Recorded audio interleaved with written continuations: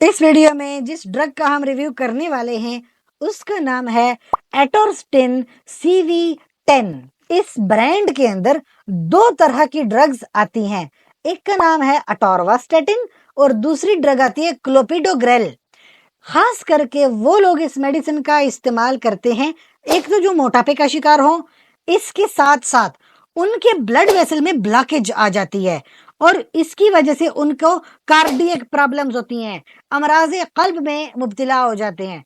इस तरह के मरीजों में ये मेडिसिन इस्तेमाल होती है। जो क्लोपिडोग्रेल है ना, ये जो है हमारे खून को कहीं पे भी क्लॉट बनाने या जमने नहीं देता और अटोर्वास्टेटिन जो है वो हमारे कोलेस्ट्रॉल के लेवल को कंट्रोल में रखता है। तो देखा जाए, जो मैं आपको बताऊं लिपिड्स के हवाले से, कि कोलेस्ट्रॉल एक तरह का लिपिड है। LDLs ये लिपिड्स होते हैं, ट्राइग्लिसराइड्स लिपिड्स हैं। इनके जमा होने से, इनका जब हमारे जिस्म में मिकदार बढ़ जाती है तो इसकी वजह से कोरोनरी आर्टरी डिजीज हो सकती है, किसी को हार्ट अटैक आ सकता है, ब्लड वेसल ब्लॉक हो जाती है।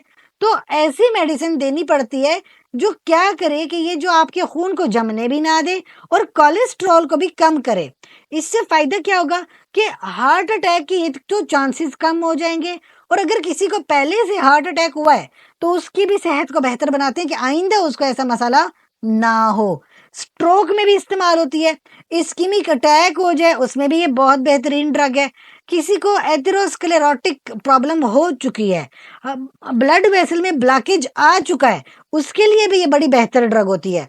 इसके अलावा अगर किसी को अनस्टेबल एंजाइना होता है, एंजाइना अभी हार्ट अटैक की पहली सीढ़ी है, और उसके बाद हार्ट अटैक हो गया, चाहे वो नॉन एसटी एलिवेशन हो या एसटी एलिवेशन हो, स्टेमी और एनस्टेमी दो किस्में होती हैं हार्ट अटैक की। तो यानी कि इनमें बड़ी मुफीद ड्रग है ये। स्टंट पास हो जाते हैं, एंजियोप्लास्टी हो जाती है, एंजियोप्लास्टी होने के बाद भी अक्सर लोगों का खून जमना शुरू हो जाता है, तो उसमें बहुत बेहतरीन ड्रग है ये इस्तेमाल होने वाली। किसी को पेरिफेरल आर्टरी डिजीज होगी है, बड़ी बड़ी आर्टरीज में कभी कभी खून जो है जम जाता है या वहां पे जो है कोलेस्ट्रॉल जमा होता है, उसमें भी ये बहुत बेहतरीन ड्रग है। बस चंद एक बातें आपको बता दूं, अगर आपको एलर्जी है अटोर्वास्टेटिन से तो आप इस मेडिसिन का इस्तेमाल ना करें। अगर आपके लिवर का कोई मसला है तब भी आप इस मेडिसिन का इस्तेमाल ना करें। ज़्यादातर लोगों को जो शिकायत है वो डायरिया की है कि मेडिसिन को इस्तेमाल करने से उनको डायरिया हो गया है।